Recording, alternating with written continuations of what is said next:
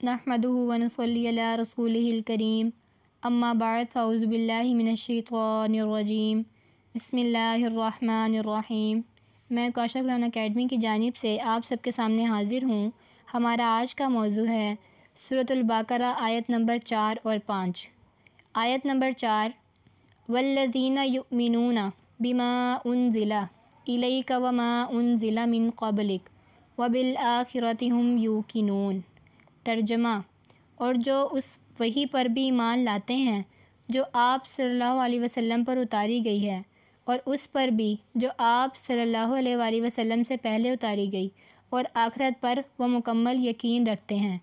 آیت نمبر 5، اولئک علی ھدی من ربہم واولئک ھم المفلحون۔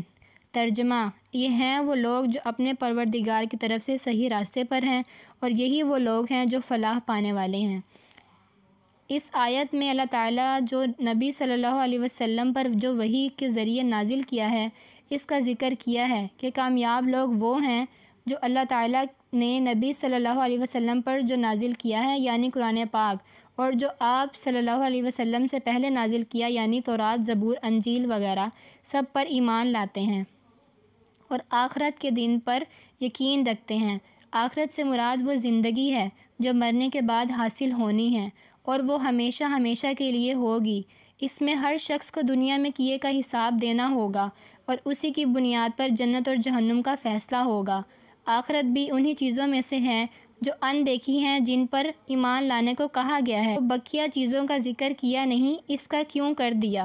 تو اس کا جواب یہ ہے کہ آخرت ایک ایسا عقیدہ ہے جو انسان کی زندگی کو سیدھے راستے پر رکھتا ہے، اس وجہ سے، اور اس کو پتہ ہوتا ہے کہ ایک دن مجھے مالک کے حضور پیش ہونا ہے، تو وہ کسی غلطی کی طرف کبھی ڈٹائی کے ساتھ آمادہ نہیں ہوتا۔